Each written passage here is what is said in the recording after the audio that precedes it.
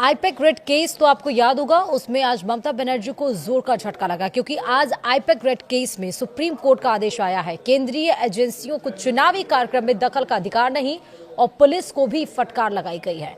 नमस्कार, आप देख रहे हैं न्यूज 18 का डिजिटल प्लेटफॉर्म और मैं हूं आपके साथ श्रुति श्रीवास्तव।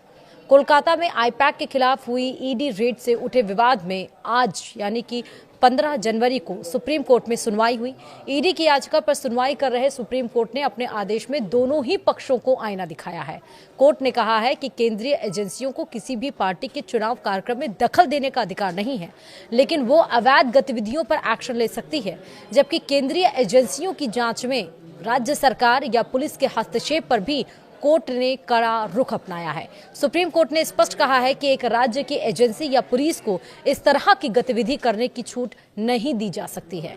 यह कहते हुए कोर्ट ने ममता सरकार और बंगाल पुलिस को नोटिस जारी किया है। ईडी अधिकारियों के खिलाफ दायर बंगाल पुलिस की एफआईआर पर भी अगली सुनवाई तक रोक लगा दी गई है। मामले की अगली सुनवाई 3 फरवरी को तय की गई है। सुप्रीम कोर्ट ने कहा है कि स्थितियां और बिगड़ने और कानून का राज खत्म हो जाए, किसी भी केंद्रीय एजेंसी को किसी पार्टी के चुनावी कार्यक्रम में हस्तक्षेप करने का अधिकार नहीं है, लेकिन सही तरीके से किसी गैर कानूनी गतिविधि के खिलाफ एक्शन ले सकती है। इसके साथ ही सुप्रीम कोर्ट ने ईडी अधिकारियों के खिलाफ दर्ज एफआईआर और अगली सुनवाई तक ईडी अधिकारियों के खिलाफ कार्रवाई पर रोक लगा दी है। वहीं मामले की अगली सुनवाई 3 फरवरी को होगी। सुप्रीम कोर्ट ने पश्चिम बंगाल सरकार और पुलिस को सभी सीसीटीवी फुटेज समेत अन्य डिवाइसेस और दस्तावेज सुरक्षित रखने का आदेश भी दिया है। अब इस सुनवाई के दरमियान ईडी की ओर से पेश हुए सॉलिसिटर जनरल तुषार मेहता और बंगाल सरकार की ओर से पेश हुए वरिष्ठ वकील कपिल सिब्बल के बीच तीखी बहस हुई। एसजी ने ममता बनर्जी पर फाइलें चोरी करने का आरोप लगाया तो सिब्बल ने सवाल किया कि चुनाव से पहले ईडी आईपैक क्यों गई। वहीं अब आपको बताते हैं कि सुनवाई के दरमियान किसने क्या क्या कहा है। दरअसल न्यायमूर्ति प्रशांत कुमार मिश्रा और न्यायमूर्ति विपुल पंचोली की पीठ में सुनवाई के दरमियान प्रवर्तन निदेशालय यानी ईडी ने गुरुवार को यानी कि 15 जनवरी को सुप्रीम कोर्ट को बताया कि आईपैक ऑफिस और उसके चीफ के घर पर जांच और सर्च ऑपरेशन में पश्चिम बंगाल सरकार का दखल और रुकावट, जिसमें मुख्यमंत्री ममता बनर्जी भी शामिल है, बहुत चौंकाने वाला पैटर्न दिखाता है। वहीं ईडी की ओर से पेश सॉलिसिटर जनरल तुषार मेहता ने कहा कि यह बहुत ही शॉकिंग घटना है। मुख्यमंत्री खुद पहुंची गई, जहां छापा पड़ा वहां जांच में व्यवधान डाला। राज्य पुलिस ने राजनीतिक सदस्यों के तरीके से काम किया। वहीं एसजी ने यानी कि सॉलिसिटर जनरल तुषार मेहता ने कहा कि पीएमएलए की धारा 17 के तहत ईडी की ओर से कार्रवाई की जा रही थी और इसे जानबूझकर प्रभावित किया गया। वहीं एसजी मेहता ने कहा कि यह एक चौंकाने वाला पैटर्न दिखाता है जब कोई वैधानिक प्राधिकरण अपना कार्य कर रहा होता है। वहीं मुख्यमंत्री बनर्जी दखल देती हैं, पुलिस आयुक्त उनके साथ आते हैं और फिर धरना देती हैं। इस पर न्यायमूर्ति मिश्रा ने पूछा कि यह कैसे मान्य है।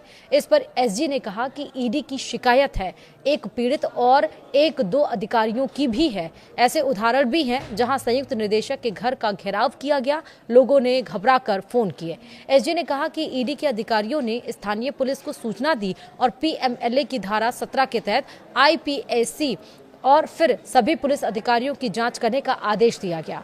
उन्होंने ये भी कहा कि मुख्यमंत्री ममता बनर्जी ने सारी फाइलें जब्त कर ली, यह चोरी है। उन्होंने एक ईडी अधिकारी का फोन भी ले लिया है। इससे ऐसे कृत्यों को बढ़ावा मिलेगा और केंद्रीय बलों का मनोबल गिरेगा। वहीं एसजी ने कहा कि राज्य सरकार को लगेगा कि वे घुसपैठ कर चोरी कर सकते हैं और फिर धरना दे सकते हैं। एक मिसाल कायम की जानी चाहिए कि जो अधिकारी वहां स्पष्ट रूप से मौजूद थे उन्हें निलंबित किया जाए। वहीं न्यायमूर्ति मिश्रा ने कहा कि तो क्या हमें उन्हें निलंबित कर देना चाहिए। इस पर एसजी ने कहा कि सक्षम अधिकारी को कार्रवाई का निर्देश दें, कृपया मामले का संज्ञान लें। मैंने अधिकारियों के संदर्भ में पीएमएलए की धारा 54 का उल्लेख किया है। एसजी ने कहा कि यहाँ पुलिस मुख्यमंत्री बनर्जी के साथ सबूतों को हटाने और नष्ट करने के लिए आई है। यह सरकार चोरी है, यह सरकार चोरी है। मैं मुख्य सचिव और विभागीय अधिकारियों को भी पक्षकार बनाने की मांग कर रहा हूं। इससे पहले सीबीआई अधिकारी गए थे और इस अदालत ने चिट फंड घोटाले की न्यायिक जांच की थी। वहीं सीबीआई अधिकारियों को गिरफ्तार कर पुलिस स्टेशन ले जाया गया था, तब भी मुख्यमंत्री ने धरना दिया था। वहीं एसजी ने कहा कि इसके बाद हमने हाई कोर्ट का रुख किया।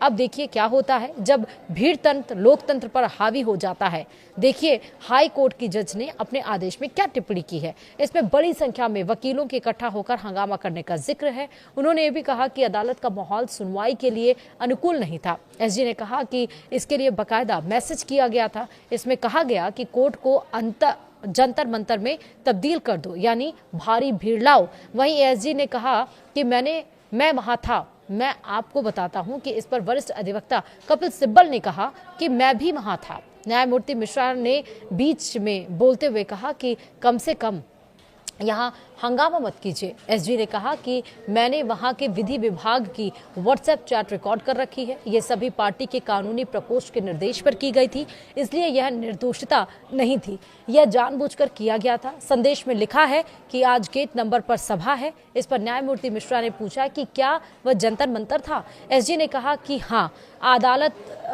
अदालत को जंतर मंतर में बदल दिया गया था। उन्होंने उन सदस्यों के लिए बस और परिवहन की व्यवस्था भी की थी। उच्च न्यायालय ने आदेश पारित किया कि केवल वकील ही अदालत में प्रवेश करेंगे और सुनवाई का सीधा प्रसारण किया जाएगा। वहीं कपिल सिब्बल ने कहा कि यहां जानकारी की कलरिंग की जा रही है। सिब्बल ने कहा कि ऐसा दोबारा नहीं होगा। कल सुनवाई हुई थी। अगर यह अदालत इस मामले की सुनवाई करती है तो आपको यह मान लेना होगा कि हाईकोर्ट इसकी सुनवाई नहीं कर सकता। और इस पर जस्टिस मिश्रा ने कहा कि हमारे मुंह में अपने शब्द मत डालिए, अनुमान मत लगाइए। वहीं सिब्बल ने कहा कि इसकी सुनवाई हाईकोर्ट में होनी चाहिए। अनुच्छेद 226 के तहत उसे अधिकार क्षेत्र प्राप्त है, यही व्यवस्था है। वे समानांतर कार्यवाही कर रहे हैं। वहीं वरिष्ठ अधिवक्ता सिंघवी ने कहा कि अभिषेक मनी सिंघवी की हम बात कर रहे हैं। सिंघवी ने कहा कि बिना किसी हंगामे की ईडी ने कल सुनवाई स्थगित करने का अनुरोध किया था। सिब्बल ने कहा कि पश्चिम बंगाल में चुनाव का जिम्मा पैक के पास है। वहीं पार्टी ने 2021 में आईपीएसी के साथ एक औपचारिक अनुबंध किया था। हमारा मानना है कि ईडी को इसकी जानकारी है। जस्टिस मिश्रा ने कहा कि पश्चिम बंगाल में चुनाव आईपैक द्वारा करवाए जाते हैं या चुनाव आयोग द्वारा। वहीं सिब्बल ने कहा कि आईपैक के पास कई तरह के आंकड़े रखे जाते हैं। जब वे वहां गए थे तो उन्हें पता था कि पार्टी से संबंधित कई आंकड़े वहां मौजूद होंगे। चुनाव के बीच में वहां जाने की क्या जरूरत थी, ये भी सवाल आया। तो कोयला घोटाले में आखिरी बयान 24 फरवरी 2024 को दर्ज किया गया था। तब से वे क्या कर रहे थे। वहीं सिब्बल ने कहा कि अगर आपको जानकारी मिल गई तो हम चुनाव कैसे लड़ेंगे। अध्यक्ष को जाने का अधिकार था। अगर हम वीडियो दिखाएंगे तो झूठ साबित हो जाएंगे। हम भी बेहद परेशान हैं। ईडी को पार्टी कार्यालय के उस हिस्से में क्यों जाना चाहिए जहां सारी जानकारी मौजूद है। वहीं सिब्बल बीएनएसएस की धारा 105 का हवाला दिया गया। सिब्बल ने कहा कि मुख्यमंत्री द्वारा सभी उपकरण जब्त करने का आरोप झूठा है। यह उनके अपने पंचनामा से प्रमाणित है। यह सिर्फ पूर्वाग्रह पैदा करने के लिए किया जा रहा है। वहीं सिब्बल ने कहा कि 12:05 तक कोई जब्ती नहीं हुई। प्रतीक जैन के लैपटॉप में चुनाव से संबंधित सभी जानकारी थी। उन्होंने लैपटॉप और अपना निजी आईफोन लिया, बस इतना ही, कोई बाधा नहीं थी। और इस पर ईडी के हस्ताक्षर है। याचिका में कही गई बातें पंचनामा के विपरीत है। आईपीएसी यानी कि आईपैक के पास पार्टी सामग्री थी, इसलिए ईडी वहां गई थी। ईडी द्वारा अधिक से अधिक सामग्री एकत्र करने का यह पूरी तरह से दुर्भावनापूर्ण कृत्य है। वहीं सिब्बल ने कहा कि अगर कोई अपराध हुआ है तो उसकी सूचना राज्य को देनी होगी। अनुच्छेद 32 की याचिका में यह सब कैसे हो सकता है, ये सवाल कोर्ट की तरफ से। जस्टिस मिश्रा ने कहा कि यह सब वहां हुआ है, रिट याचिका में नहीं।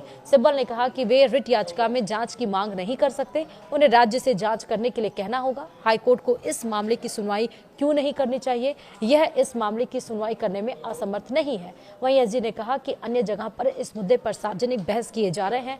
मामलों पर मेरी आपत्ति केवल सिब्बल के संबंध में ही नहीं बल्कि अन्य लोगों के विरुद्ध भी है। सिब्बल ने कहा कि मेरे विद्वान मित्र को कोई आपत्ति नहीं होनी चाहिए क्योंकि वे जानते हैं कि यह कानून नहीं है। वही निर्णय सार्वजनिक संपत्ति है, इस पर चर्चा की जा सकती है। एसजी ने कहा कि यहाँ एक कहानी गढ़ी जा रही है। राज्य और डीजीपी की ओर से सिंघवी ने कहा कि हमें इस याचिका की स्वीकार्यता पर गंभीर आपत्ति है। यदि नोटिस जारी किया जाता है तो यह स्पष्ट किया जाना चाहिए कि यह हमारी स्वीकार्यता संबंधी आपत्ति के अधीन है। वहीं ईडी को केवल असाधारण परिस्थितियों में ही प्रवेश की अनुमति है जहां वस्तुतः कोई उपाय ना हो। मैं फोरम शॉपिंग का भी विरोध करता हूं। तो यानी कि एक तरफ से दोनों तरफ से फटकार लगी है। एक तो एफआईआर जो दर्ज करने की बात आई थी उस पर रोक लगा दी गई है और वहीं कोर्ट ने जो केंद्रीय एजेंसियां हैं उनको भी फटकार लगाई है। फिलहाल इसी के साथ इस वीडियो में इतना ही। नमस्कार।